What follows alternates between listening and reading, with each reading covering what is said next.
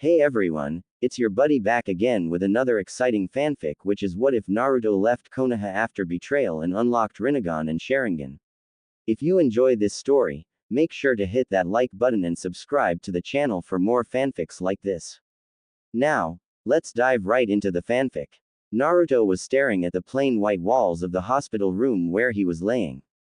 Bandages could be seen wrapped around his chest, covering the area where Sasuke's Chidori pierced. He looked towards the still unused chair by his side and then to the door. No one had come to see him, even to know how he was feeling. The only person who had come was Tsunade, though that was twice. First to bandage him up and make him feel better, the second was to bring him his favorite food, ramen. After that she never came again, but he thought of it that she was been held by Hokage duties, then his thoughts shifted to the rookie, or rather the Konoha 11.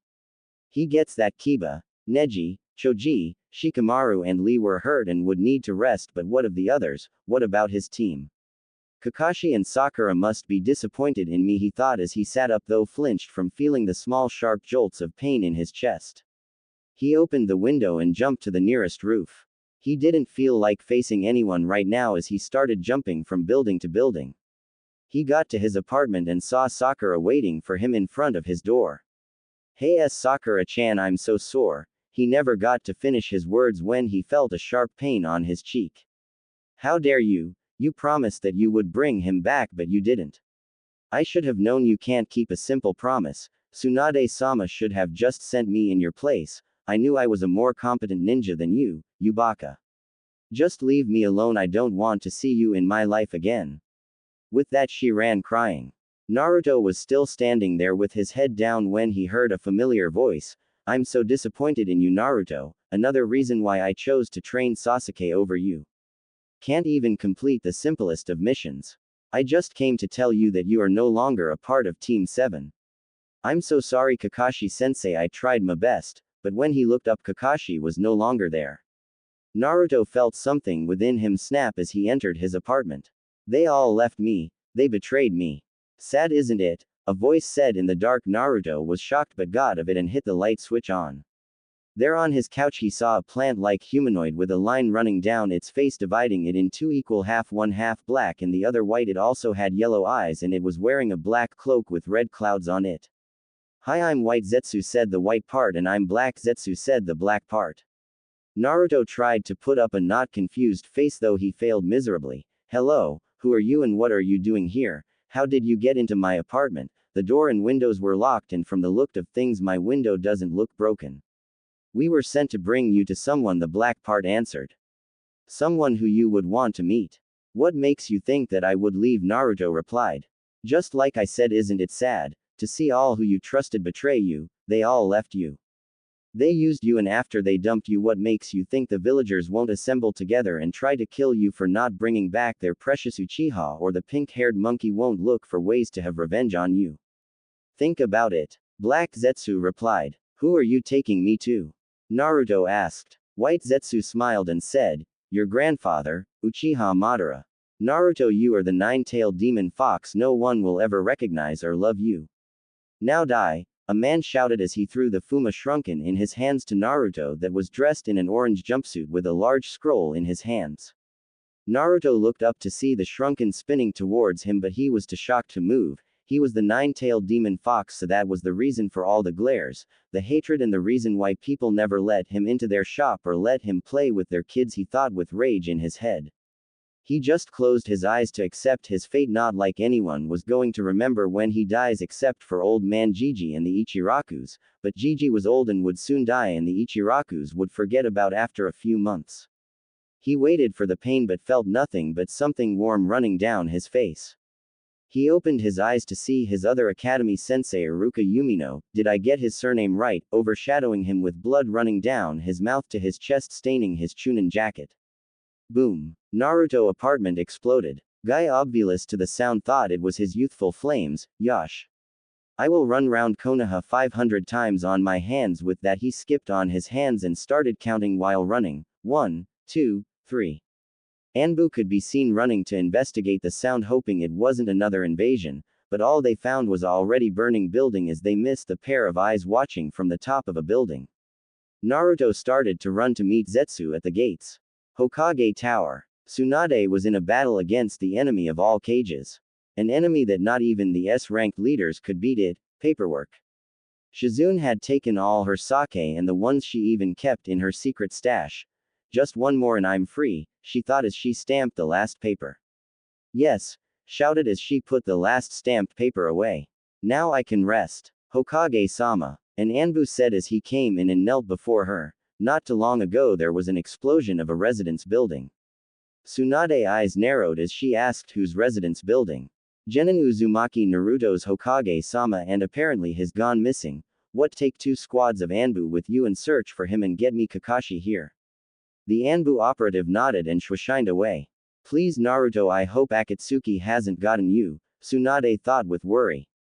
Unknown location. Zetsu led Naruto to an unknown place deep in the mountains. It looked like an hideout with a big stone for a door that carved into it was the 3 comma marks in a matured Sharingan. Zetsu led Naruto towards a room that he saw an old man sitting on what looked like a throne with a Grim Reaper scythe by his side. Welcome Naruto, I have been expecting you, the man said with a smile. Training. I have been waiting for you, the old man said with a smile. Are you Madara Jiji? Naruto asked. Yes, I am my grandson, Madara answered with a smile. Naruto then asked with a frown, then why weren't you there for me when I was little, when I needed a family the most? Madara then frowned and replied, I never knew you were alive. My wife, your grandmother and father's mother left me when your father was 3, so I never knew how he looked like as he grew. Naruto looked up at him and asked, why did Ba-chan leave you? Madara then sighed and replied, she never agreed with the way I looked at life.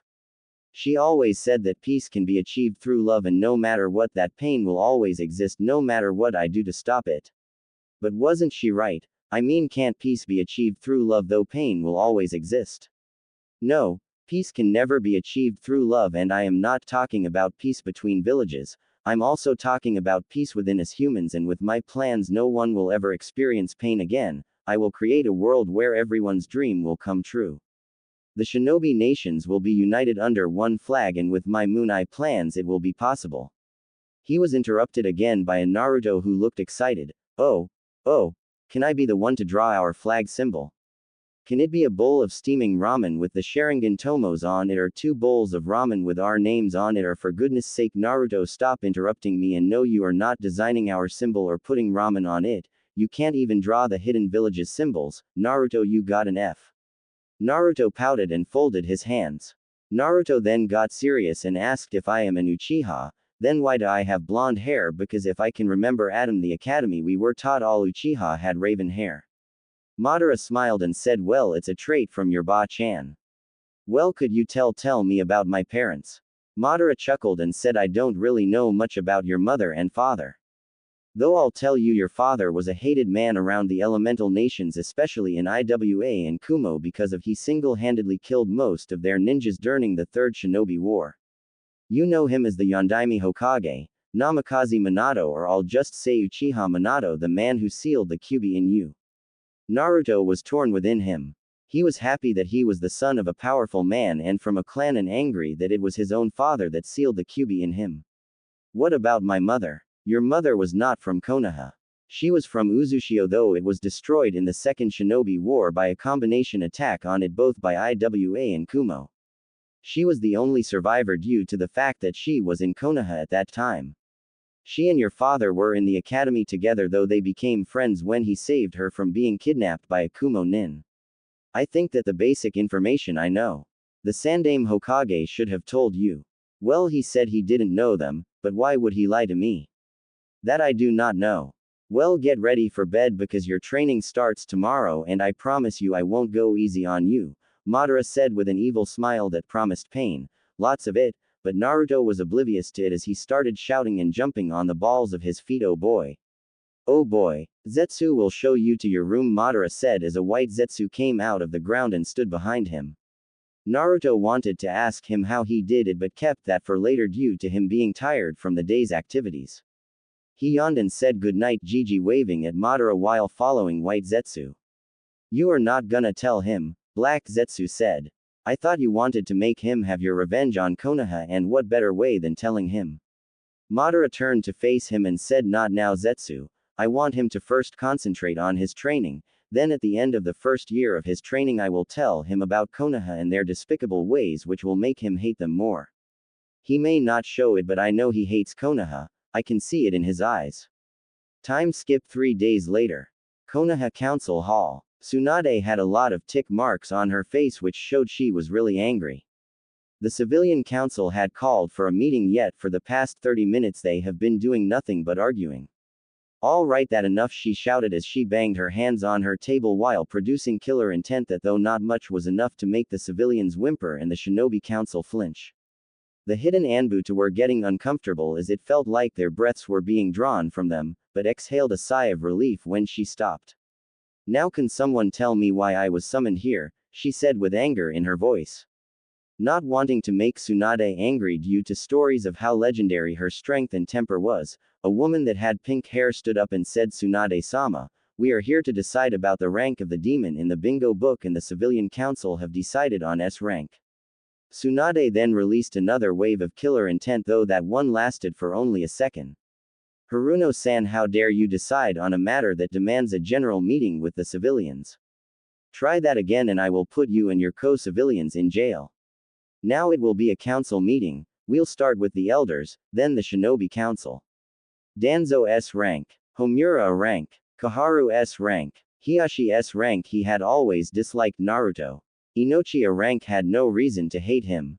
Shuza A rank. Shikaku Troublesome A rank. Shibi A rank. Sum A rank. Civilian Council, 6 S rank. That leaves it at 8 S rank and 6 A rank that puts Naruto as S rank in the bingo book, Danzo said. Tsunade's eyes became moist though no one could see it. "Naruto, please forgive me," she thought. As she stood up and walked away. OTO, unknown location.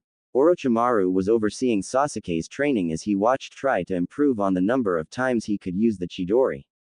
He could now use it 5 times before chakra exhaustion. Orochimaru-sama, Naruto-kun left the leaf 3 days ago and now he is missing though Konoha thinks Akatsuki got him. Orochimaru swore and said to Kabuto, "Keep your eye on the lookout for the brat. If Akatsuki got him it means that all my plans are ruined. I hope time runs faster so as Sasuke-kun's body will be ready so as that soon as he kill Itachi and gets the Manjiko Sharingan I will take over his body and achieve my dream of immortality." Yes, Orochimaru-sama. Madara's hideout. 696, 697, 698, 699, pants 700. Naruto collapsed on the floor twitching.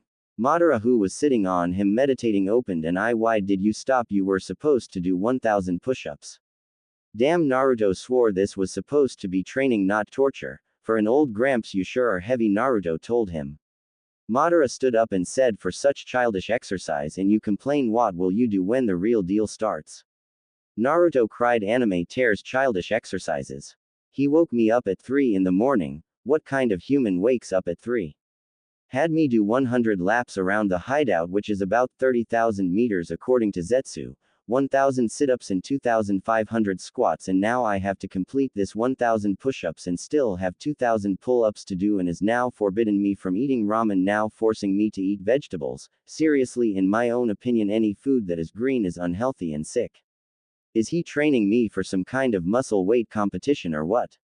If you finish this exercise I'll buy you as many ramen as you want." Madara told him. Naruto eyes lit up as Madara said the magic words. "All right, Gigi, let's do this," Naruto shouted with renewed fire. 701, 702, 703, 704, 705. Zetsu came up behind Madara and whispered, "You are not getting him the ramen, are you?" "No, I hate ramen," Madara whispered back. Training 2 and meeting the Kyuubi. 6 months later. "All right, Naruto, let's try this again." "Hi," Naruto replied. "Kaden, Gokaku no Jutsu." He shouted, then puffed out a giant fireball the size of a small house.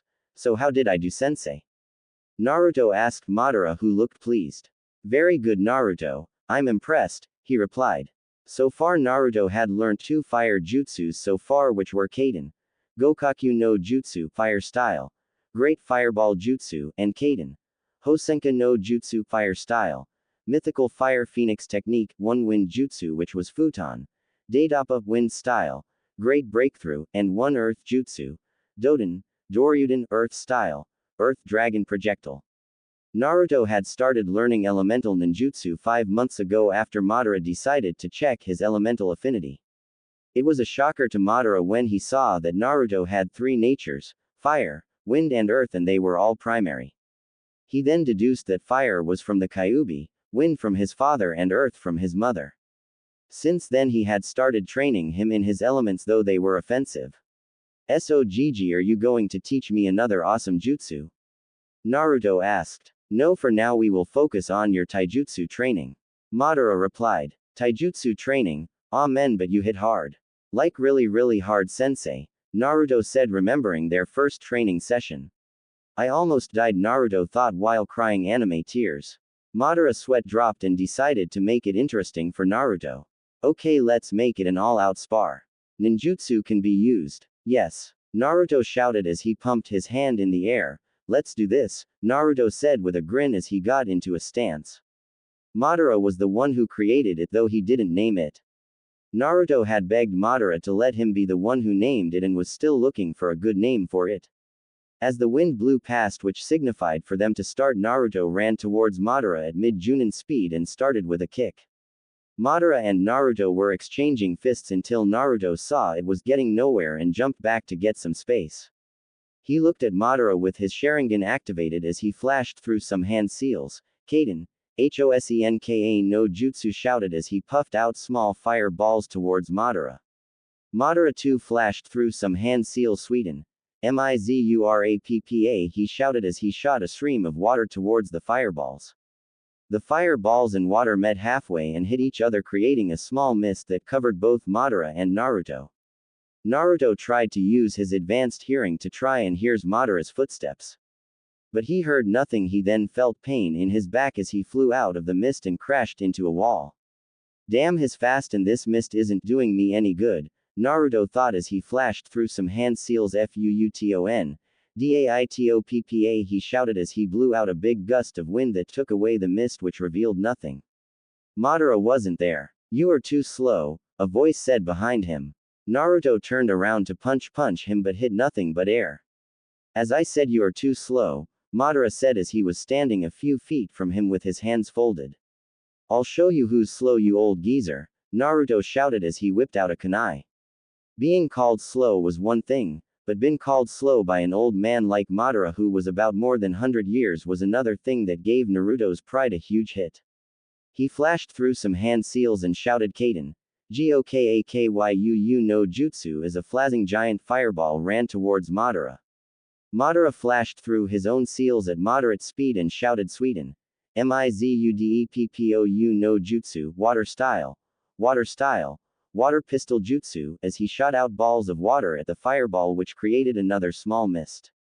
Out of the mist a kunai came out with visible chakra coated on it. Madara caught it by its handle and looked at it.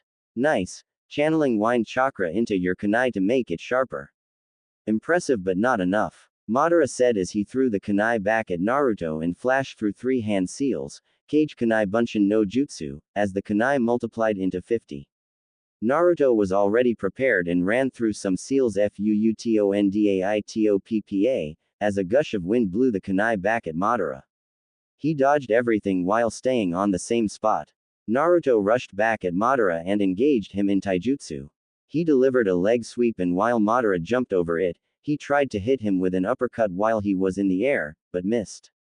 Madara, taking advantage, immediately hit Naruto in the chest with a direct punch. Naruto quickly whipped out a kunai and threw it at Madara. Madara caught it and said to him, "That was too predictable." "That was what I was hoping for," Naruto said to him. Madara looked at the kunai and saw that it had a paper bomb on it that was about to go off. Naruto watched as he saw the bomb exploded and was waiting for its results, meanwhile forming strategies in his head as he knew that wouldn't take Madara down. The smoke cleared to show Madara wasn't there but a few feet away from the explosion site. "That's enough," Madara said to Naruto. "Why couldn't handle my awesomeness?" "No, I've just did that spar to grade your skills. If it was a real battle, though I am old and lost some of my strength, you would have been begging for your life." "HN, as if," Naruto replied. Anyway, in ninjutsu I will say you are low jonin, taijutsu, high chunin, speed, low jonin, reflex, I'll say mid jonin, analytical sense, mid jonin. I'll have to start you on genjutsu and kenjutsu training and maybe on fuinjutsu, but in all I'll say you are mid junin and should be able to match a normal junin in a one-on-one battle. Awesome, was all Naruto was able to say. 5 months later, Naruto was meditating in his room. Madara had said he had come far and should be able to take on 3 Anbu squads and Junins on his own. Madara had also wanted him to meet the Kyuubi. Suddenly Naruto found himself in a sewer. Sewer, Naruto thought. What am I doing in a sewer? How did Madara Gigi throw me into a sewer without me knowing? I swear when I get back I will prank him with that pipe he normally smokes. But I better find my way out, Naruto said as he followed a red light that was emitting from the depth of the sewer. Naruto followed it until he led him to a big cage that was as big as the Hokage monument and its gates were being held by a single paper. Wow, giant metal gates held by a piece of paper glued to it. Must be a very strong glue, I wonder what type, Naruto thought. So my jailer comes to visit me, a loud voice said from with the cage. Meeting old friends 1. The sound of a battle could be heard as Naruto and Madara were seen battling. To the eyes of a civilian all they would be seeing would be blur, but the eyes of a seasoned shinobi would know it was a very intense match between 2 very strong ninjas. Naruto had so far become very strong though he was nowhere near Madara full strength, but Madara had told him that he was strong enough to be ranked highest rank in the books. Naruto had also gained an ally in Th Kyuubi as he could still remember their first meeting. Naruto had asked Madara about if he knew that someone was walking through the elemental nations bearing his name. Madara told him he knew and told him all about Obito and how Obito thought because he was powerful he turned against Madara plans and started making his own plans. The present. Madara and Naruto continued trading blows against each other, Sharingans activated. Naruto might have caught up with Madara in speed but the old man still had the experience. It had been 2.5 years since Naruto met Madara and he had come far. Madara had ranked him high Junin in Taijutsu without the Sharingan. With the Sharingan he was high Anbu captain. In ninjutsu he was mid-kage with his arsenal comprising of mostly fire, wind and earth jutsu. In genjutsu he could only cast it with his Sharingan so that left him high Chunin in it if he didn't use the Manjiko. In fuinjutsu he was a level 7 seal master. He had also taken an interest in kenjutsu and had forged his own sword. He could channel elemental chakra through it and had named it Predator. Naruto had sworn that that blade would only be used when facing strong opponents or in an emergency. In kenjutsu he was ranked mid-junin. All in all he was low kage in strength. Naruto had achieved all 3 tomos in both Sharingan and had trained with it. The Kyuubi had used its chakra to unlock Naruto's Manjiko Sharingan. Its shape was 2 Grim Reaper's scythe in AX Cross 2 had so far improved on the Rasengan and could now do it one-handedly. He also created other types of Rasengan by infusing elemental chakra into them. They were Kaden, Rasengan, Futon, Rasengan, Raiden, Rasengan, Futon, Rasenshuriken, Rasengan Bomb. One of his favorite was the Rasengan Bomb, which was creating a normal Rasengan, infusing it with large amounts of wind chakra and try to shrink it. If large amounts of power that was shrinked was contained in such small space there was bound to be an explosion and a big one, and the best part of it was that since it was connected to Naruto's chakra he could detonate it anytime he wants. Doden. Ganchuusou no Jutsu, Earth Style. Rock Pillar Spears, Naruto said as rock spears came out of the ground trying to pierce Madara. Madara expertly dodged the spears and tried to put Naruto in another genjutsu with his Sharingan, but Naruto dispelled it since he had been trained to detect a genjutsu done by the Sharingan by Madara. Kaden. Gouryuuka no Jutsu, Great Dragon Fire Technique, Madara said as he exhaled out a big dragon made of fire towards Naruto. Naruto then made a clone and they both flashed through hand seals. Sweden. Mizurappa, Water Style. Water Trumpet Raiton.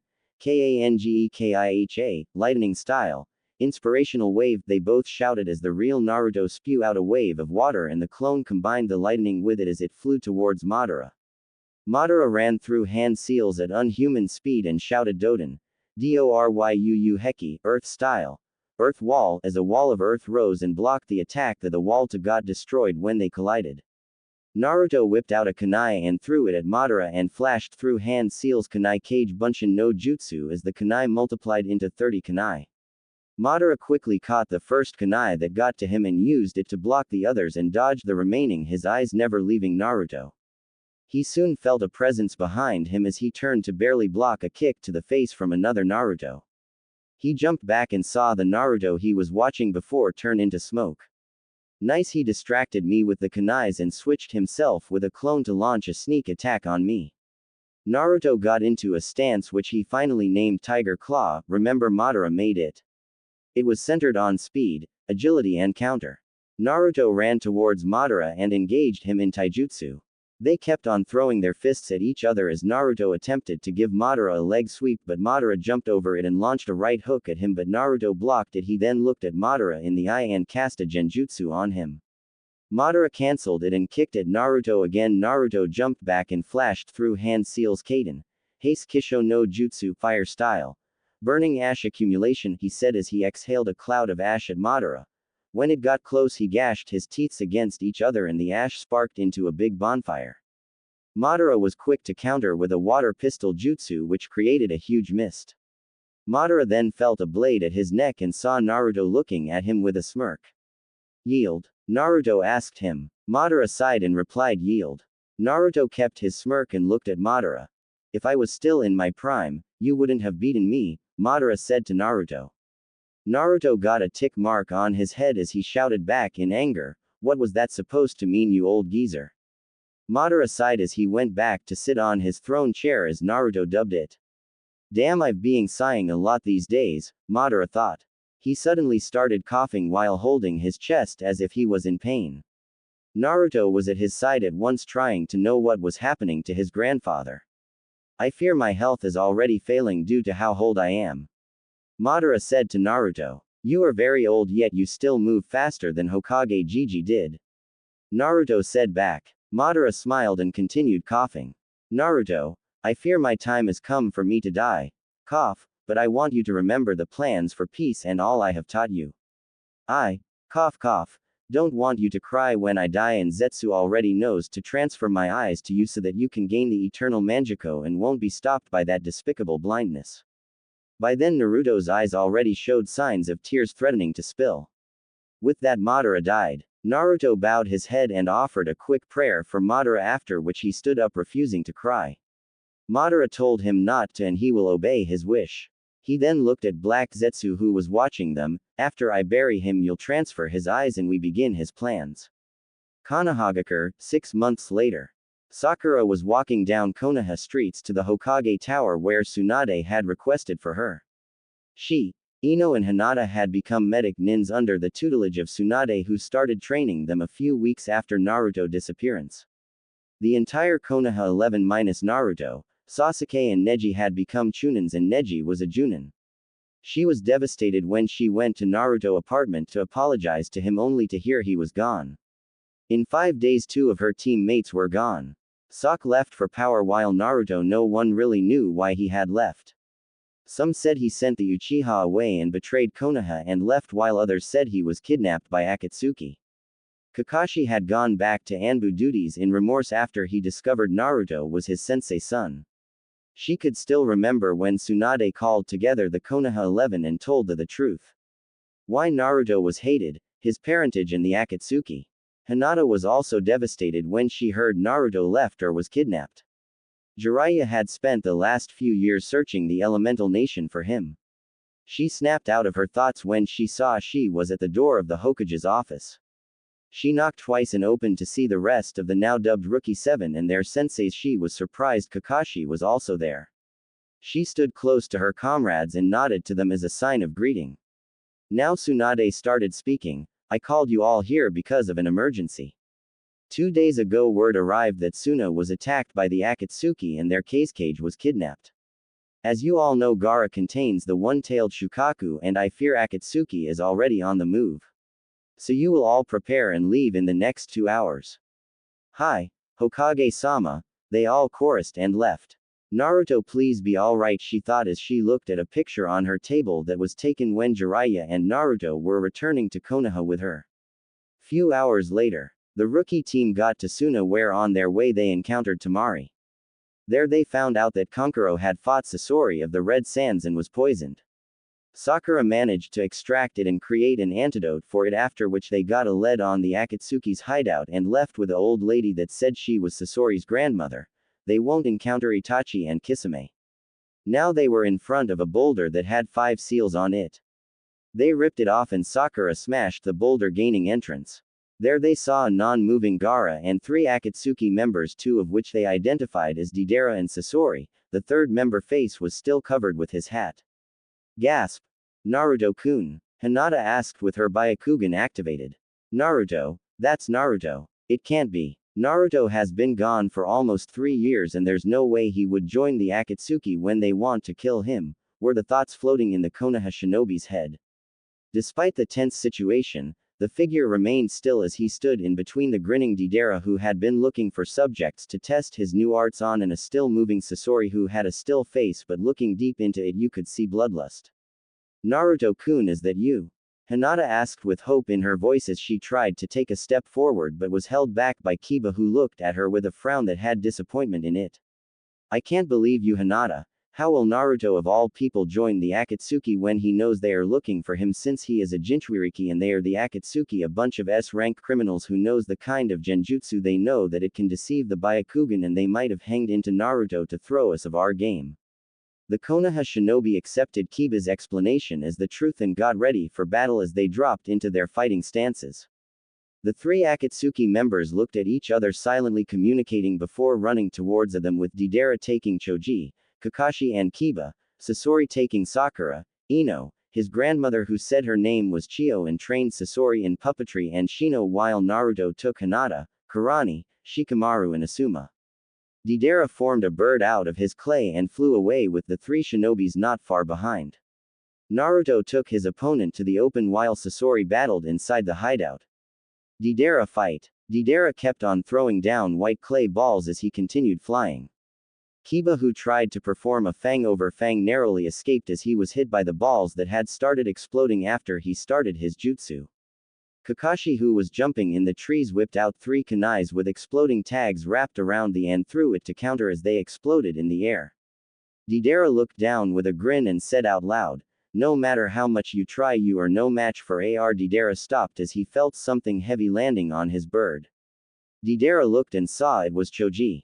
So that was his plan, Deidara thought, to block my view so I won't know when they attack, but no worries, it was a mistake on their side, as he formed another bird and jumped on it while putting his hands in a hand seal. Katsu! He shouted as the bird Choji was on exploded. Deidara stopped to look at his creation with a grin but was surprised when he saw a huge ball spinning down to pound him to dust. So you didn't die? Deidara asked as he dodged Choji and Kiba's attempt to bring him down, not seeing Kakashi with his Sharingan eye open. Kakashi jumped onto the bird and tried to kick Deidara down but was blocked with his left arm. Deidara looked at Kakashi with a smile and told him, "So you want us to do this like men, you and me, let's guff." Deidara was silenced with an axe kick to the chest from Kakashi. Kakashi watched with a smile as Deidara fell, going right into the forest where he had planned with Kiba and Choji to finish him off, but that smile washed away when he saw the Deidara falling melt into clay. A clay clone. Kakashi thought in shock as he saw another Deidara on a dragon heading towards him at breakneck speed. Kakashi narrowly escaped due to his Sharingan. Kakashi flipped through hand seals Kaden. Housenka no Jutsu, fire style. Mythical fire phoenix technique, as he shot out small balls of fire towards the dragon. The dragon dodged the balls but got hit by one when it came close to Kakashi and exploded, Kakashi falling off the bird he was standing on and Deidara landing on it. Did you think you could beat my art? Think again. Deidara said as he flew towards Kakashi and threw objects that looked like mosquitoes to Kakashi that exploded while still in the air. Kakashi landed on a large tree branch and was joined by Kiba and Choji. Damn his explosions, Kakashi cursed as they retreated, trying to escape the explosive balls that were falling from the sky. I might have to use it, Kakashi thought as they narrowly avoided another set of explosions. Kiba. Attack from the left. Choji attack from the right. Let's take this crazy bomb artist down. The two Chunins nodded and jumped away. Choji did a super multi-size technique and bounced towards Deidara while Kiba and Akamaru were spinning towards him with a double-headed wolf. Kakashi jumped up to face Deidara as his Sharingan started spinning to stop to show a wind wheel in place of the three tomos in it. Kamui, Kakashi said as he looked at Deidara. Deidara jumped away but was not fast enough as his left arm appeared to be in a vortex and disappeared. Deidara was shocked as he looked at Kakashi, who looked tired. What the hell did you do to me? Deidara shouted at Kakashi as he didn't see Kiba coming and was hit by his jutsu. As Deidara flew back and tried to twist to land, he met Choji's fist and flew to the other direction. Deidara of the Akatsuki, if you quietly surrender to will be taken to Konoha as a prisoner. Gently, resist and be exterminated. Never. I will never surrender. You will never take me alive, he said as he put his single arm in the tiger seal and ripped open his Akatsuki cloak to reveal a mouth on his chest. What with this guy and mouths? Kiba shouted. Behold. My greatest art, Deidara shouted as he fed the mouth a large amount of clay. Then dark veins started appearing on his body as he started laughing manically as the veins retreated into a sphere on his chest. By then Kakashi had already started retreating with Kiba and Choji as Choji, still in his large size, collected Kakashi and Kiba in his hands and bounced, still looking at them, grinned. See ya assholes, meet my ultimate jutsu katsu. As his body exploded, causing a large explosion that the Konoha shinobi barely escaped. Whew, that was close, the shinobis thought as they continued running to go help the others. If they had looked back to the explosion site, they would have seen a giant white bird leaving the area. Sasori fight. Hello grandmother, Sasori said as he looked at Chio. Hello grandson, Chio said as the shinobis beside her prepared for battle. Wait, Chio told them as they stopped. Let me first fight him, after all I was the one who taught him puppetry, let's see if he has improved. Sasori then looked towards her and said, You're making a huge mistake here, Granny, he said as he unsealed his puppets. I hope you're ready because I used this technique to destroy a village. Chio then unsealed her puppets too. Let's battle, she said as she controlled her puppets to attack Sasori. Sasori then swung into battle. Dance of 100 puppets, as their puppets clashed. Sasori puppets succeeded in demolishing Chio's puppets as she unsealed more, hinting the Konoha shinobis to join her. Sakura came crashing down with a punch as she tore through the puppets. Shino used his Kikachu to eat up the chakra strings used to control the puppets, and Ino channeled chakra through her hands as she, like Sakura, tore through the puppets.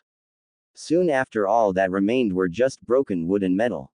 The Suna and Konoha ninjas looked at the puppet criminal Nin as he stood there in the midst of the broken puppets' parts. HN already out of puppets? Ino asked. Sasori didn't say anything as he unsealed a puppet that looked familiar. Just one puppet, don't worry guys, I've got this, but got pale by what she heard after. Remember him, Grandma? Chio gasped as she took a step backwards. That the Sandame cage. So you are the one who killed him and turned him into your puppet? Sandame cage. Ino said in shock as she looked as the puppet. Yes, Sasori answered her. Now get ready to be crushed by the magnetic sands of the cage, he said as he commanded the puppet to attack. The shinobis jumped away as a tsunami of sand came down on them. Sakura charged back at the cage, getting ready to punch it out, but had to jump back when she was almost caught by some sand that came out of the ground. She threw some kunai at the cage, but it was stopped. Chio unsealed another set of puppets, but they were demolished by Sasori's own mind jump technique. Ino shouted as her body became limp, but after a few seconds, it jerked backwards as if something hit it. Why can't I enter his mind? Ino screamed. For goodness sake, Ino, it is a puppet, it has no mind of its own, Sakura screamed back. Shino unleashed his bugs, sending them to attack Sasori, but some of them were crushed by the Sandame's sand. Sakura came down with an overhead punch as she broke through, hitting the puppet on its head and smashing it into pieces. Sasori looked back with the same straight look. You might have destroyed my puppets, but there is still one final one, he said as his right arm turned into a cannon and fired out 3 black balls that exploded when it hit a surface. The 4 shinobis took cover behind rocks as the cannon started shooting kunai too. Sakura turned to the others. I am going in, cover me. As she jumped away from her position. Shino sent his bugs to block Sasori's view as Ino channeled chakra through her hands and punched the ground, creating a dust cover.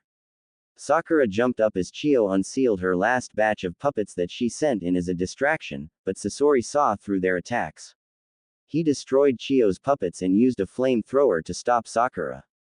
Sakura retreated back to where the others were as Sasori pointed the flamethrowers towards her position. Sasori tried to shoot out flames but saw his throwers weren't functioning, looked at it and saw Shino bugs going into its holes that were meant for air passage. Sakura saw this and took advantage of the situation. Let's finish this. As they ran towards Sasori, Ino hit the ground and picked up a giant stone and hurled it towards Sasori. Shino ran along with the rock to distract Sasori. As Sasori was distracted by the rock and Shino while trying to remove Shino bugs, Sakura came out of the ground with a fist high as she gave Sasori a uppercut, shattering his puppet body. As the four shinobi regrouped, they looked towards Sasori's direction and what they saw wasn't what they expected, an 18-year-old redhead lying on the floor bleeding. They was surprised. You said, Sasori left Suna when he was 17, Shino said to Chiyo when he saw him, and it has been 13 years since then. How come he still looks like he's 18 when he should be 30?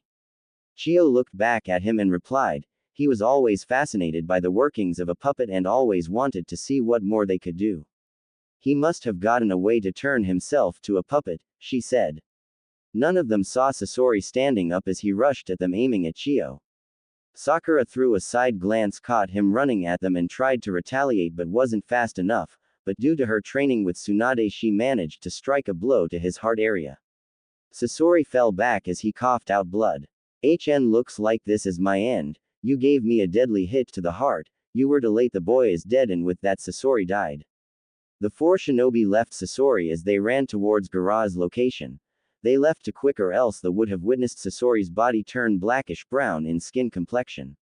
The strangers fight. The unknown ninja stood in front of the four Konoha nins as they glared at him. He tilted his hat up a little bit to reveal a stick at the left corner of his mouth.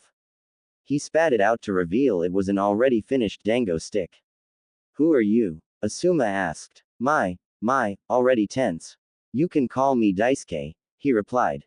Daisuke then took a step forward, which got the four nins to be on alert. He then put his right hand behind him as if he was going for his kunai pouch. Hinata, who had already activated her Byakugan, couldn't see what he was going for. A transparency barrier seal, mainly created for the Byakugan. You can't see through me or within me except for my face. I have them written in my clothes, Daisuke explained as he saw her confusion. The ninjas then saw him bringing his arm back forward as they were ready to repel or dodge whatever he was going to bring out. They would have attacked him when his arm was in his pouch, but he was an Akatsuki member. Being a member of that organization meant S-rank business. He then brought up his hand to reveal a can of Coca-Cola. Four ninjas' jaws dropped in surprise. Ah, Daisuke exhaled. Nothing is more better but a nice can of cola to wash down after a meal, he said as he started sipping the cola. Hey, take a serious, Karani shouted at him. Oh, you are still here, he replied. The four Konoha shinobis all had a huge sweat drop. He forgot we were even here, they thought. Well, since you won't leave, I just have to drive you all away, Daisuke told them with a frown. Finally, he's going to battle, Asuma thought. Shoo, shoo, shoo, Daisuke screamed at them. For a second time, the shinobi's jaw dropped, which Daisuke could swear made a small crater. The shinobis had different thoughts. What with this guy Karani? There is something about this guy that unnerves me, Shikamaru. He also thinks we are weak, just like father thought of me, Hinata. I'm gonna murder him, Asuma. Daisuke of the Akatsuki. By the order of the Godime Hokage, you can either surrender peacefully and be taken to the Hidden Leaves to be tried for your crimes or be killed, Shikamaru said. Well, if you wanted a battle you could have said so, Daisuke replied. No, that isn't what I'm trying to say. Shikamaru was caught off as the missing nin put his left arm in a half-tiger seal kaden. Goukakyu no jutsu, he said as he blew out a giant fireball the size of a cabin. Shit, he must have one load of chakra to be able to create a fireball like that big, Asuma thought as he and the others scattered to dodge the fireball that almost crashed into them and knocked down 3 trees before going out. Hat was close few, Daisuke said as he brought his can of cola to his lips. Go, Asuma said as they all rushed at the Akatsuki nin attacking him at the same time. Daisuke dodged all their attacks as he moved gracefully while taking sips from his drink. Daisuke then saw Asuma coming at him running through hand seals, and knowing Asuma it would probably be a wind jutsu. As he tried to move, he found that he couldn't move his legs. Kage main no jutsu, shadow imitation technique, success. From the corner of his eyes Daisuke saw that it was the lazy-looking boy from before who he suspected was Inara, but now his technique confirmed his suspicions. Futon. Reppushou Daisuke heard as he was almost hit by the technique from Asuma. Daisuke had used a lot of chakra to break himself free and dodge Asuma's attack, but his drink was not fortunate. Daisuke watched as his can of cola was torn apart by the speeding air. No cola, why? Why? Daisuke cried as he knelt down by the now destroyed cola can. I didn't get to finish you. Daisuke stood up as he looked at the Konoha nins with anger in his eyes, especially at Asuma. You have committed something worse than murder. I will never forgive you. With those words he attacked. He ran at Karani first and engaged her in taijutsu.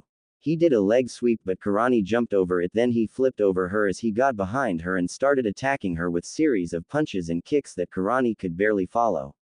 Asuma and Hinata came up behind him to attack. Hinata charged in with a 32 palm attack as Asuma jumped overhead for a frontal attack.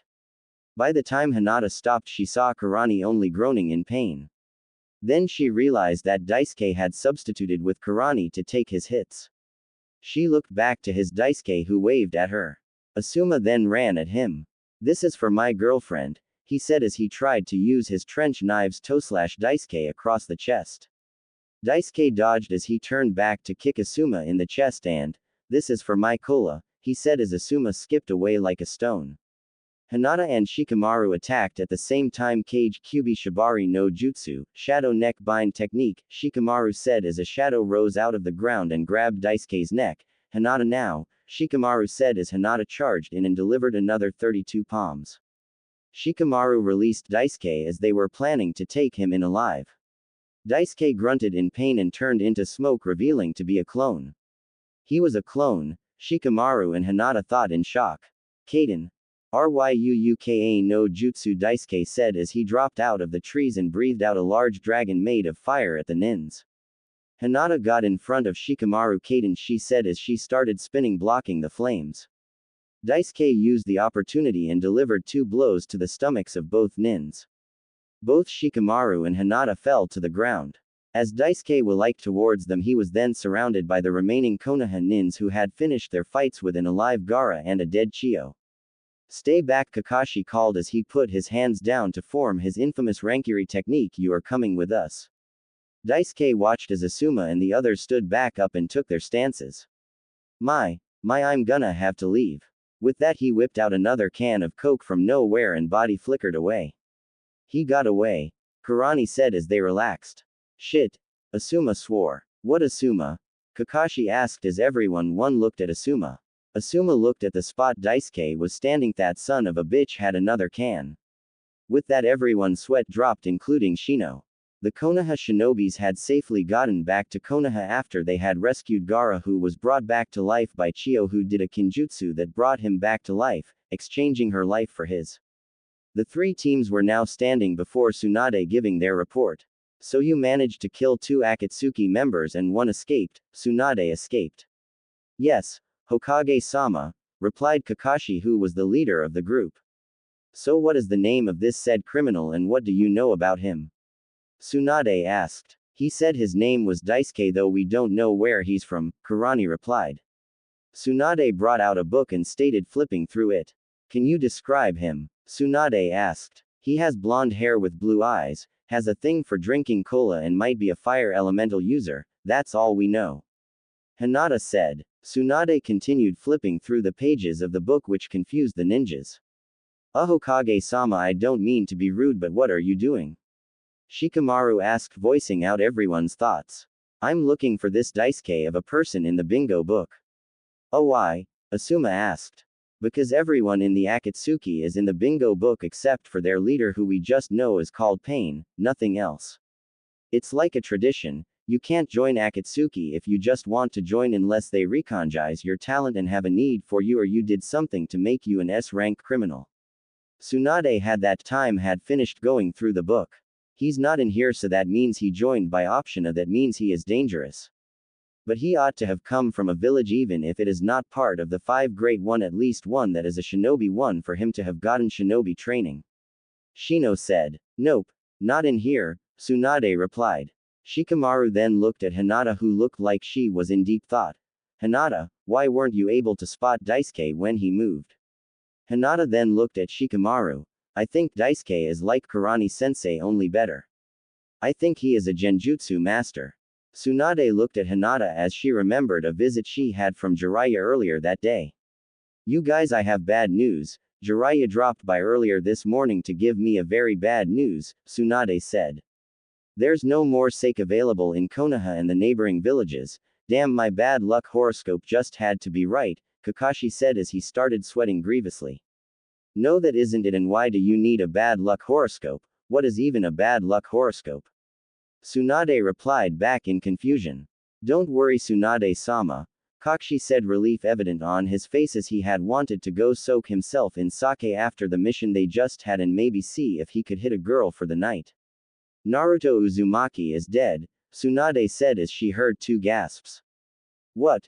Kiba shouted. Jiraiya came in this morning to tell me that he could have reversed summoned Naruto, but his name was written in red, signifying that either he was dead or he terminated the contract, and seeing he doesn't know how to do it, he assumed the other option. Hinata broke down into tears as she opened the door and ran out.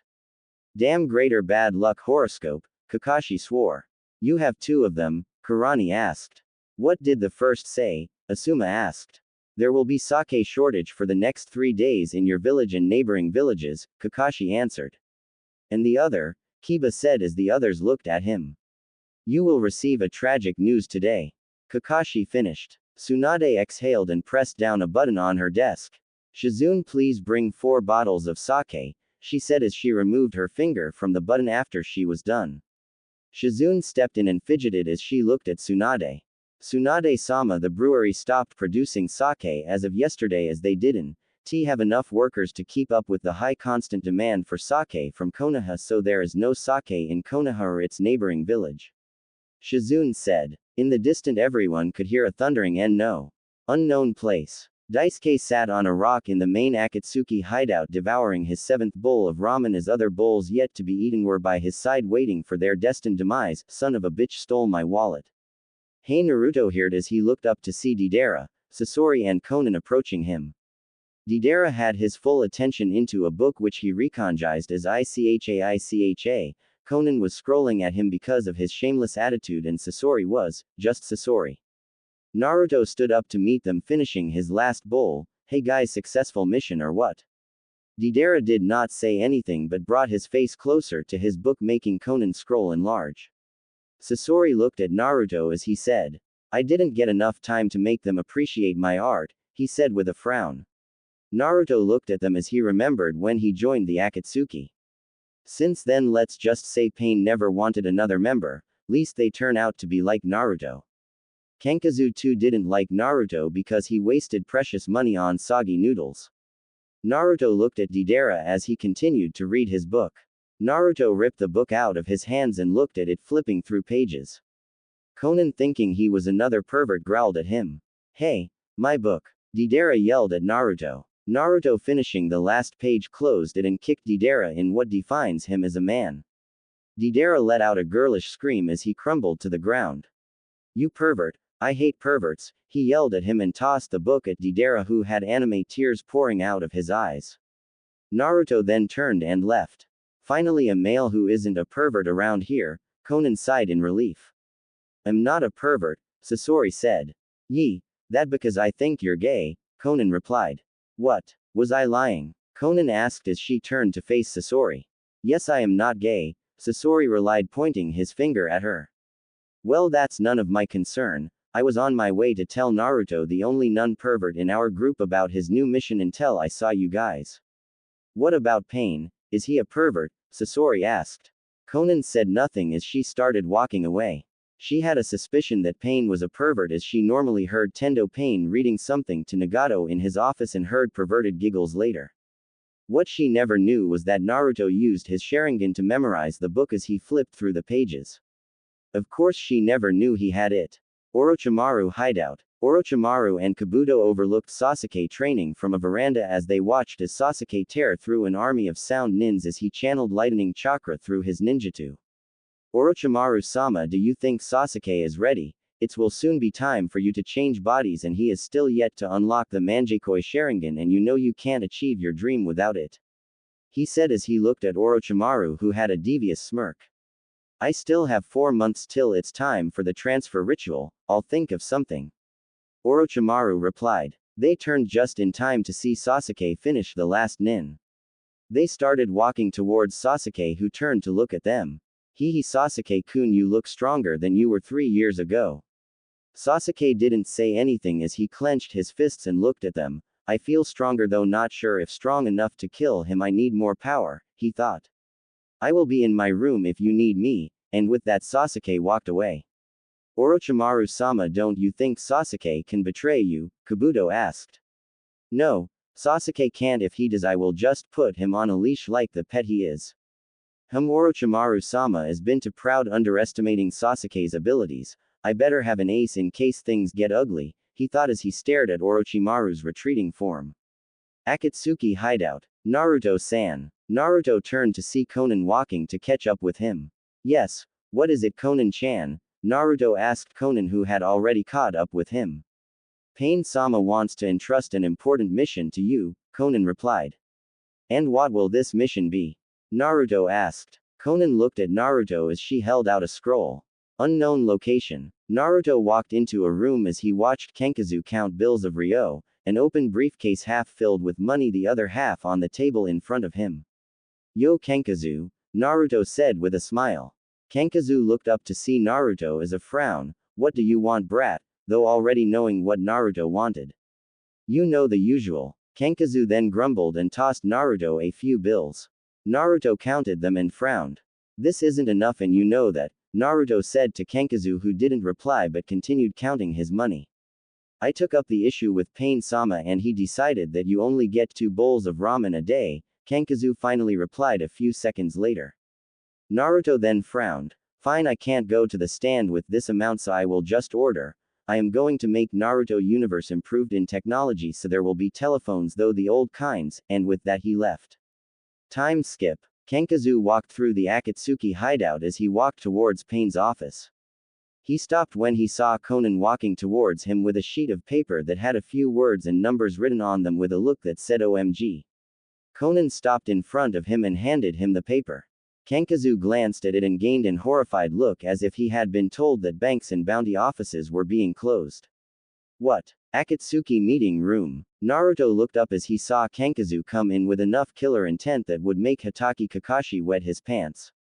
You, how dare you? Kenkazu growled at Naruto who was eating ramen out of a large bowl that looked big enough to contain 10 medium-sized bowls of ramen and a pack of canned cola by his side. What are you talking about? Naruto asked, clearly confused. Kenkazu showed him the paper which turned out to be a bill. 2,000 ryo. I told you to order just 2 bowls but you ordered 1, don't know how many but I know it isn't 2. Naruto gained a look of realization on his face. Oh, that I did order 2. You didn't just specify the bowl size so ordered 2 extra large bowls and a pack of cola which you didn't tell me that I couldn't order. Don't you try to play smart with me, Kenkazu growled in anger. Oh, I aren't trying to play smart with you, I am already smarter than you Frankie Stein, Naruto retorted. I'll kill you, Kenkazu said as he unleashed his masks and ran forward to attack Naruto. Stop! A thunderous voice sounded causing Kenkazu to stop in his tracks. Pain-sama, Kenkazu greeted as he spotted the other Akatsuki members coming into the room. I will not condone any fighting in here, Pain said as he came out of the shadows. My apologies Pain-sama, it won't happen again, Kenkazu said. Naruto didn't say anything as he finished the last of his ramen. Now for important matters, Pain started. Kisame, you and Itachi are in charge of capturing the Nanabi. Hidan and Kenkazu, you guys are in charge of the Nibi. Sasori, Deidara you are to capture the Rokubi, Naruto you know. Pissed, the hissing sound of something opening interrupted him. The members looked towards the origin of the sound and found Naruto drinking one of his cola. Naruto stopped drinking when he noticed everyone was staring at him. What? I was thirsty, he said as everyone including Pain sweat dropped.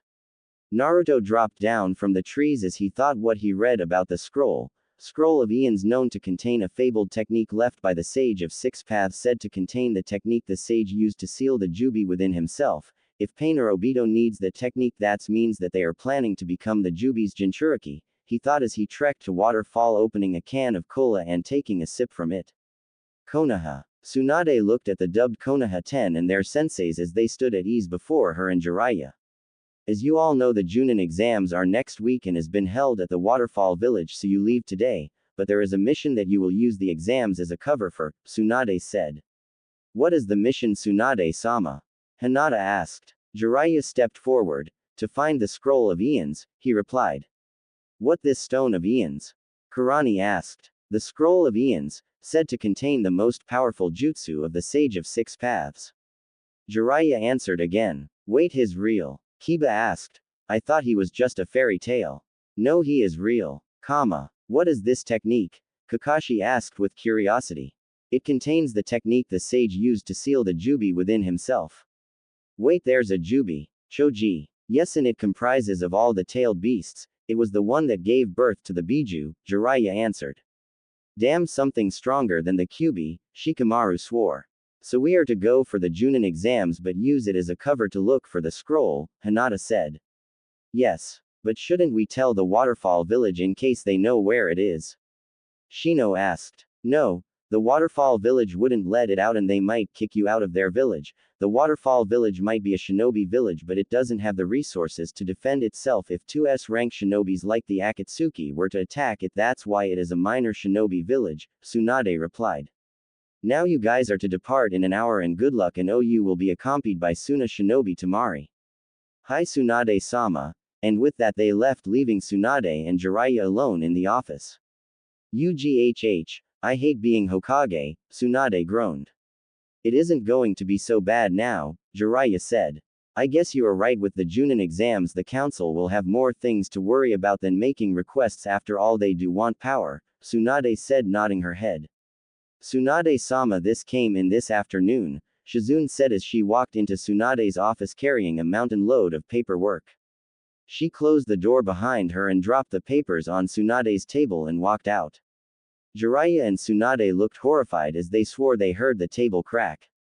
Well, their fears were confirmed when the table snapped into two, crashing onto the ground and scattering the papers. Want to go get a drink? Jiraiya asked. You're talking my language, Tsunade replied. And with that they left but though the window so as Tsunade could avoid Shizune. Waterfall Village. Naruto looked around as he saw the village organizing for the Junin exams, people running about with decorations and ninjas patrolling the streets with foreign nins coming into the village. Looks like I will have to use the exams as a cover to avoid suspicion. It will be a drag if I was caught. I don't really feel like kicking is what a drag, I think I'll go in as a Rounin, Naruto thought. Somewhere in the Fire Country's trees. Shikamaru was running among the others when he suddenly sneezed and almost missed his footing on the tree he jumped to. Troublesome, someone is talking about me, Shikamaru said.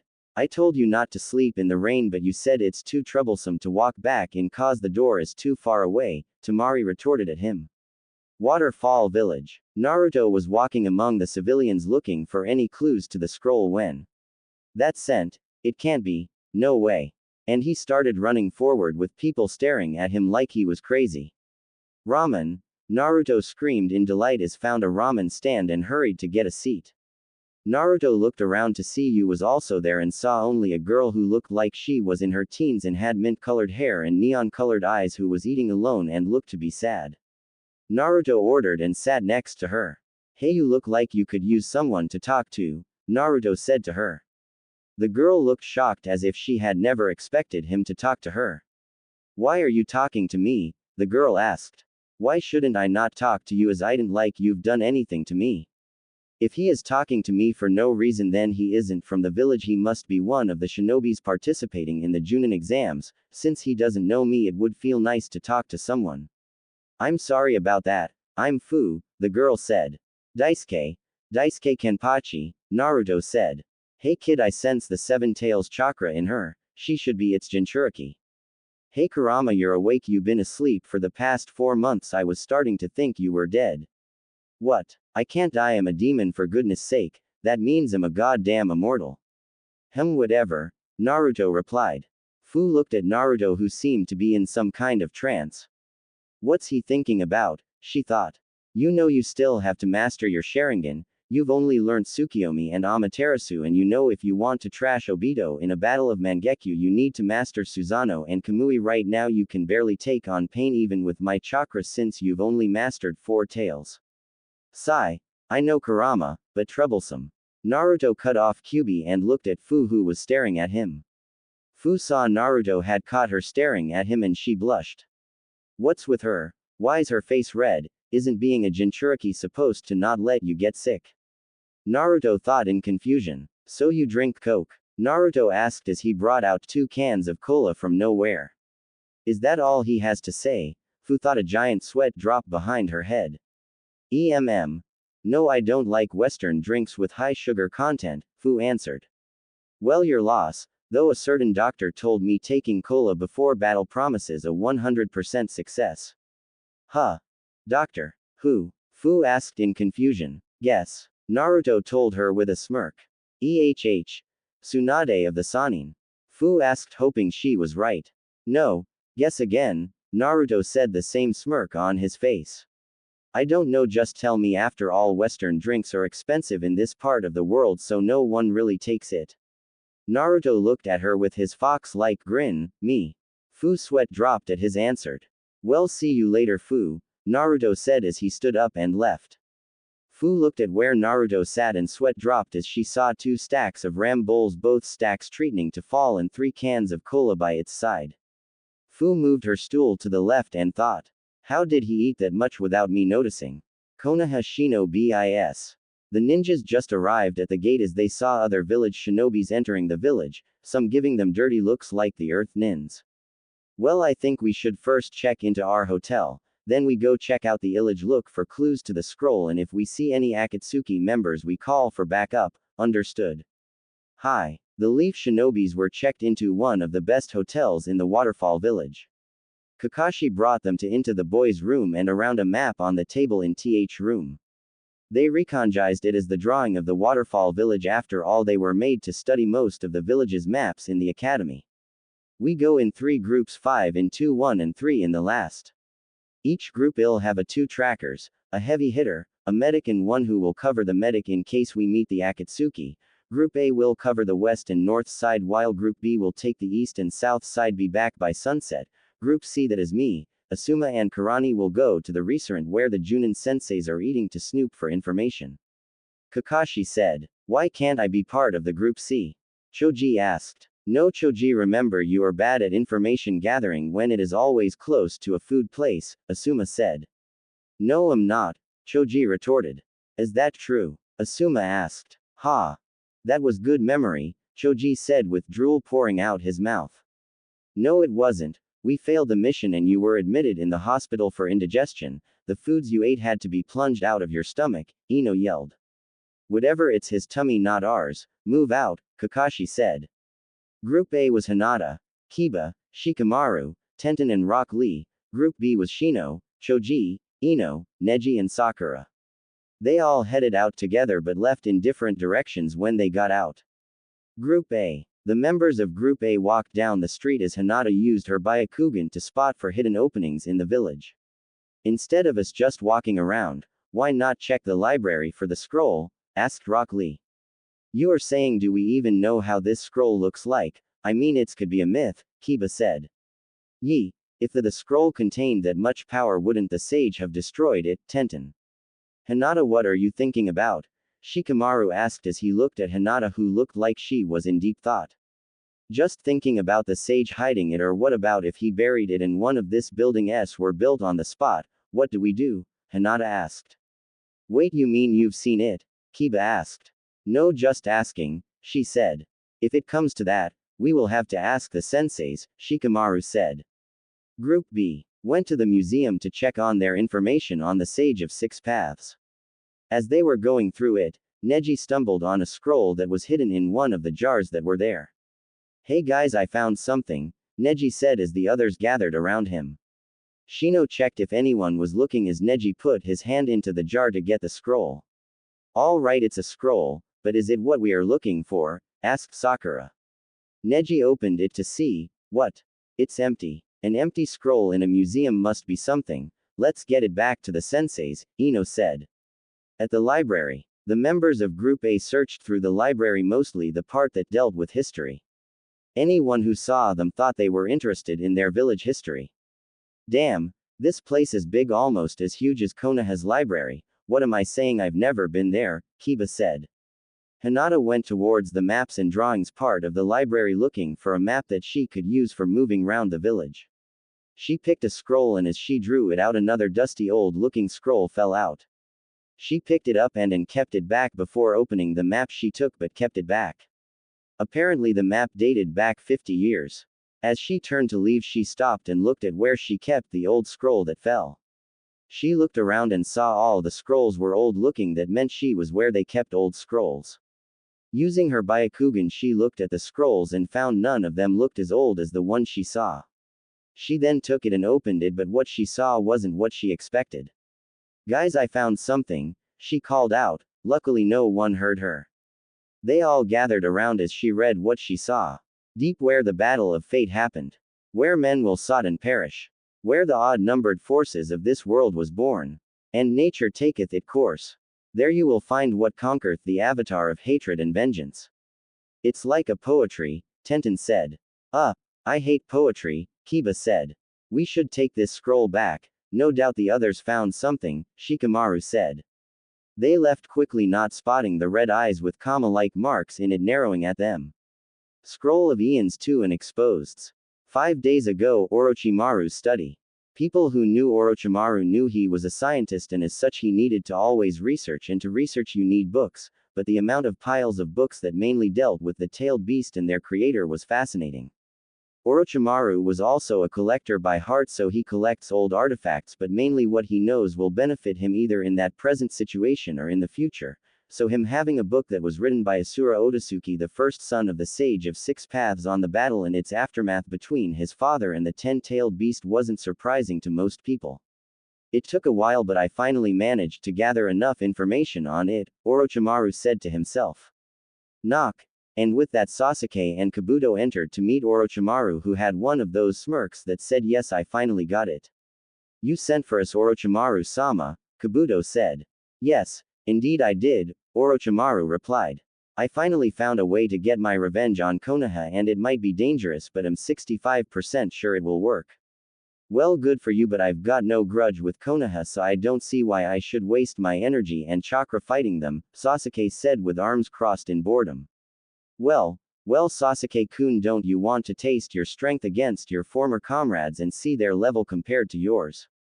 You might have also fought Naruto if he hadn't left Konoha, but now I'm sure he's leaving a civilian life because he could never go far in the shinobi world with just shadow clones, and even with the Kyuubi chakra, he's no match for an Akatsuki member, Kabuto concluded. If that's the case, what's the plan? Sasuke asked.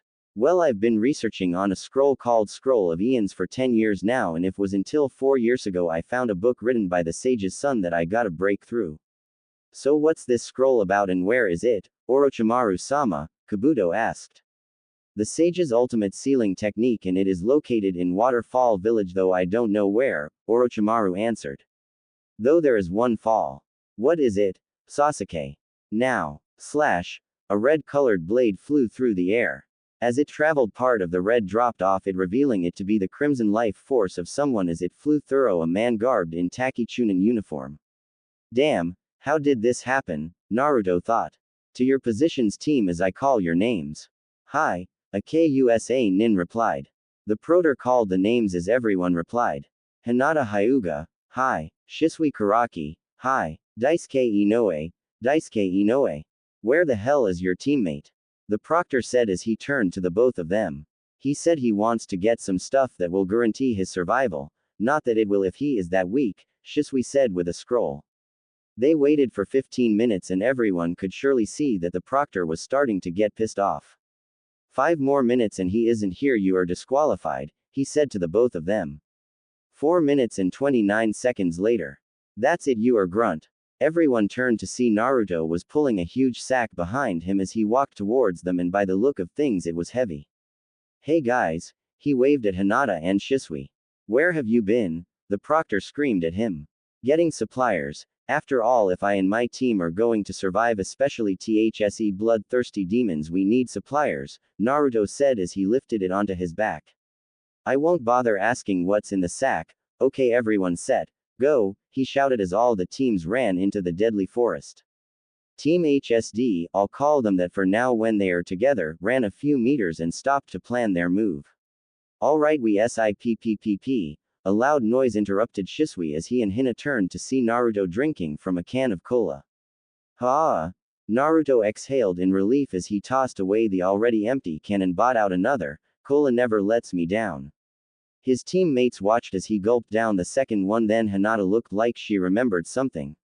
Anyo Daisuke-san, what are the suppliers you got? She asked. Daisuke grinned and replied, you know we are going to face bloodthirsty demons, so to make sure I survive their encounter I acted based on what I know I got their weakness. I hope it not what I'm thinking, Shisui thought. Anyo, what are they? Hinata still asked. Daisuke opened the sack and brought out garlics that were joined together, and there was a lot of them, what looked like silver shuriken and a giant torchlight that on it read 40 kilowatts. Wait, you think we are up against vampires? Shisui asked. Yep. What other blood-sucking creatures do you know? Daisuke asked. I don't know, maybe mosquitoes, Shisui answered back.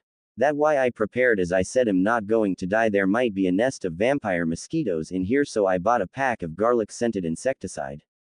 Anyo, how did you get those? Hinata asked. Obviously I bought them at the market, Daisuke replied.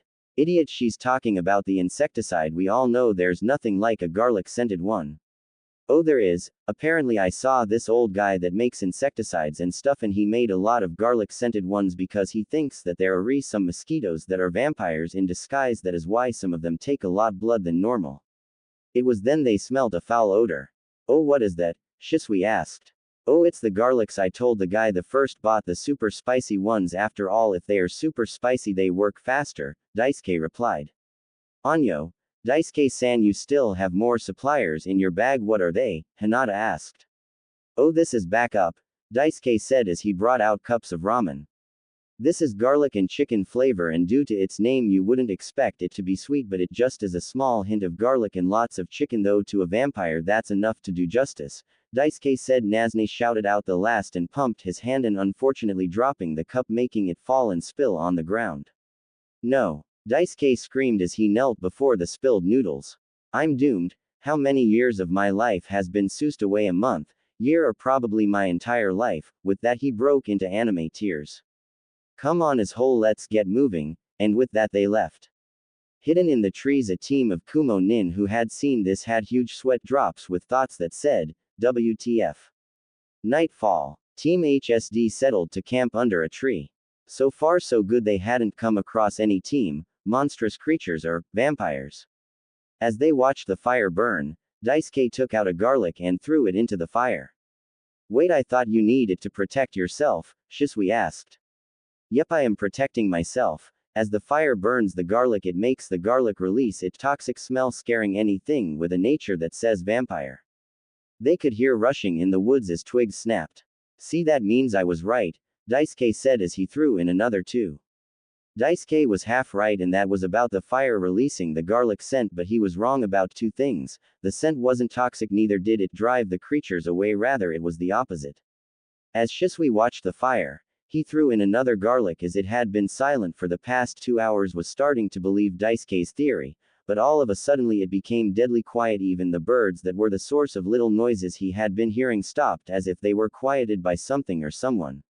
Shisui woke up his teammates as he stomped out the fire. What the big idea waking us up at 2:30 a.m. You better have a good reason or I'll stomp you like you did that fire, Daisuke ranted at him. First, how did you know it's 2:30 30 a.m. You have no wristwatch. Secondly, I think we are been watched, Shisui asked. You know you are been paranoid something watching us or you are watching yourselves. Really am beginning to regret teaming up with you. Why can't you be like the lady? Daisuke ranted out.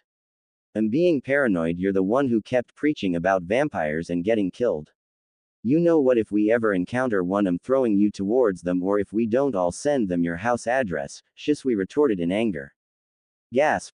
Asshole, Daisuke. Bitch. Shisui. Dickhead. Shitface. Guys. Hinata. Son of a bitch. Cocksucker. Guys. Hey, give that back to me, it looks like my ass, Daisuke said as he pointed to Shisui's face.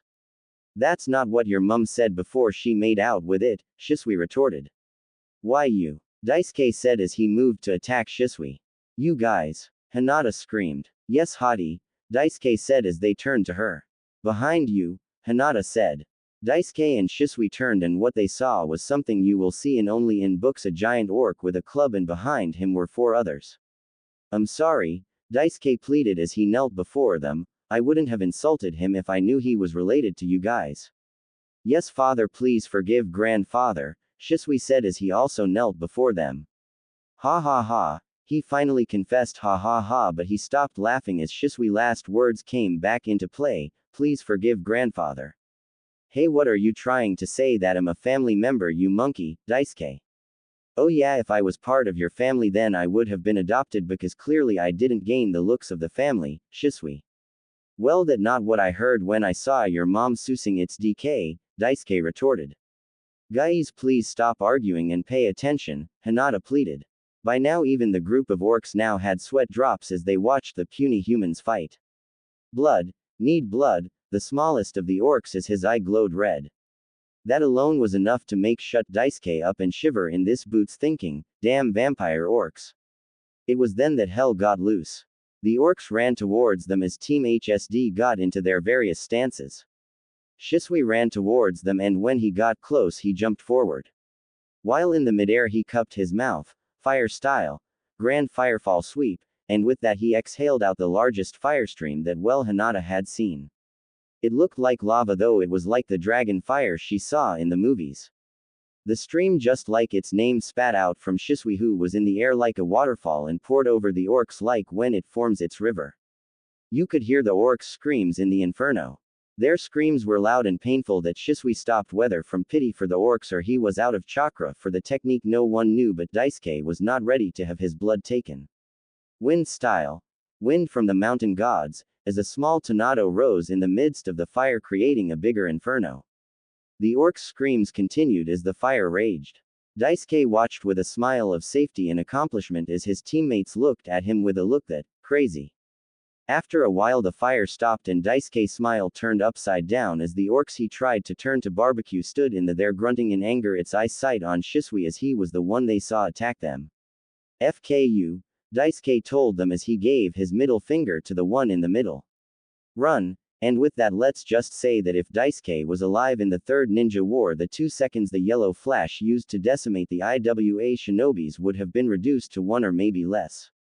But orcs too were great runners, and with their giant size they covered more ground.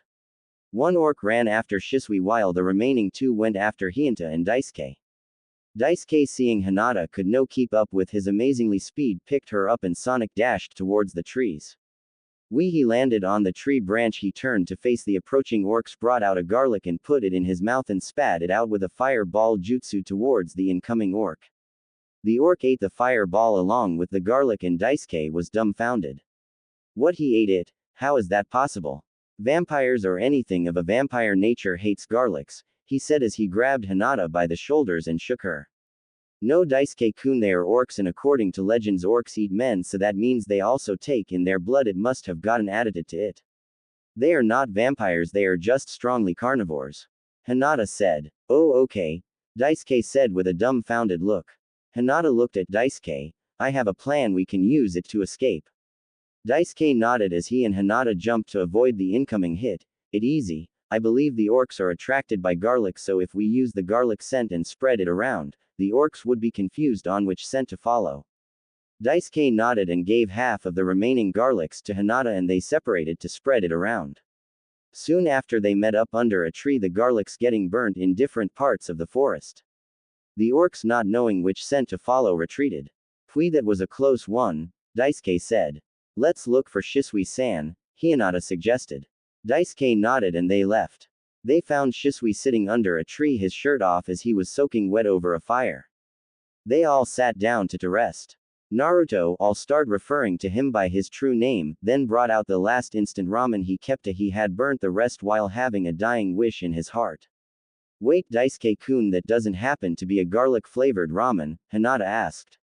And chicken? Yep, he replied. Wait, she screamed, but it was too late. Naruto had already opened the cup and HW was sitting close to the fire. Throw it away quick, far from here, Shisui shouted. Naruto did throw it far away, into the fire for it to burn that was far away.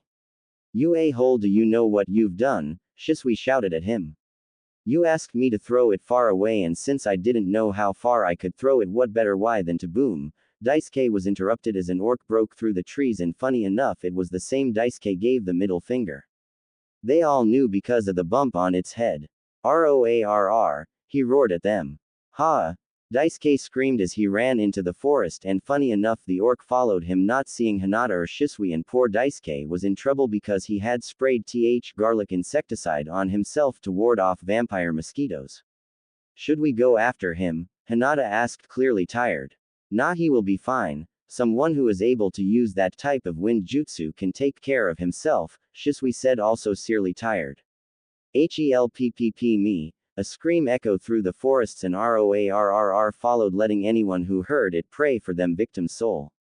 The next time they saw Daisuke was 3 days later, after they had beaten down Asuna team and taken their scroll. They all met in the tower where they were supposed to rest, and he looked pretty roughened up, if the bump on his head was to say anything. They weren't surprised when he slept for 2 days straight, must be suffering from a lot of headache caused by the hit, the thought. Other teams came in, like all the Konoha ninjas except 1, 2 Suna teams, 1 Kumo team, 1 Taki team, and 2 Kiri and IWA teams. 2 days after, it was time for the last stage where they fought team on team. I'll skip the boring parts and get to the main thing. All the Leaf ninjas won, and now down to the last fight. There were 3 teams left, and so as to make it a hot match for the people watching, as all the cages and daimyos were watching, they put all 3 of them against each other. Team HSD versus Kumo team versus Leaf team, Kiba, Rock Lee and 1010. Ready, set, start. And with that, both Daisuke and Shisui ran forward, leaving Hinata in their dust. In their eyes you could see competitiveness. They first ran towards the Kumo team as they fired their attack at them. Lightning style. Crack point. Lightning style. Bolt explosion. Lightning style. Lightning flow. Daisuke and Shisui shocked the audience as instead of blocking it they stepped-sided all 3 attacks, not stopping a bit as they continued their run. Here's a real lightning jutsu, Shisui said. Lightning style. Anger of Zeus. Everyone watched as dark clouds covered the skies and yellow lightning struck across the skies. Water style. Water pistol, Daisuke said as he shot 3 water bullets at the 3 ninjas. Oh no, everyone thought, as they now knew what Daisuke and Shisui planned to do. Lightning fell from the skies, shocking all 3 Kumo ninjas, burning them to a crisp. Water plus lightning equals bad news, dude. Everyone was horrified at the way the both of them took out the Kumo nins. How were they sure they didn't even kill them? Daisuke and Shisui turned their sights to the Konoha nins and set on to eliminate them like they did the Kumo nins. Lightning style, water style. Anger of Zeus, water dragon.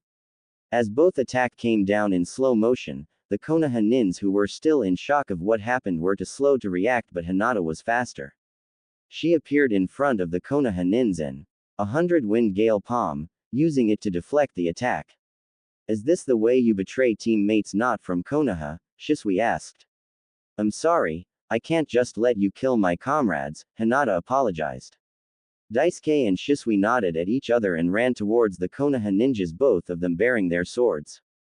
Tenten Yu sealed 2 katanas as she readied herself while the others got into fight stances.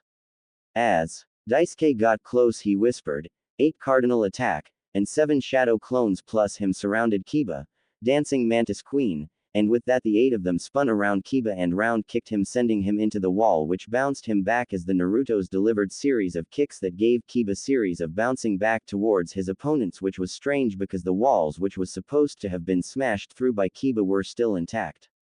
By the end of the combo a white flag was standing on Kiba's butt. Kakashi, how was that possible? Kurani asked, currently flabbergasted. Kurani, for once I don't know, Kakashi replied. Shisui turned his sights on Tenten, engaging her in a kenjutsu battle. For now it seemed, even until Rock Lee joined the fray, Konoha Senpu. Shisui Shusin away in, lightning style, raging hyena, as he released a lightning flow that flowed towards Tenten. Its tips were hyenas.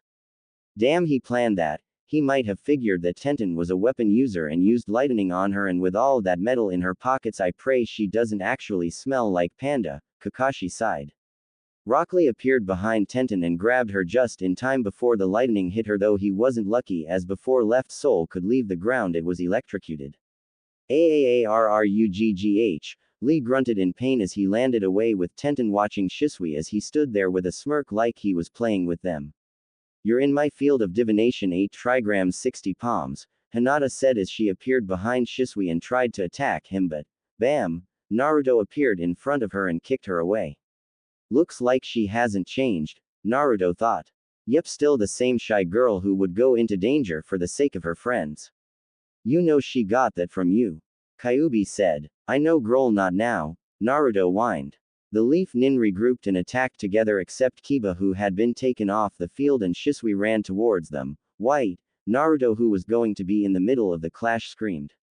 They all paused as he turned to Shisui. You know we haven't eaten, you know, due to the orc incident. Yep, you're right. And with that they both sat down, with Shisui bringing out a bento and removing a burger, some fries and a Pepsi, while Naruto brought out 3 large bowl of miso ramen and a Coca-Cola. Everyone there watched this with jaws on the floor and mega huge sweat drops. Oh, what are you doing, Tenten? What does it look like we are eating, Shisui? In a time like this, Hinata. So, Naruto. Ye guys, they are trying to say you guys aren't threats and are nobody, Ino shouted from the crowd. Nobody, Rock Lee whispered as he had flashbacks of when people said he was a nobody. I am not a nobody, 4th gate open. He screamed. He sped towards Shisui and Naruto, Hulk drop. As he jumped and smashed his leg onto the both of them, the hit creating a giant cloud of dust. Everyone held their breath as they waited to see what happened next.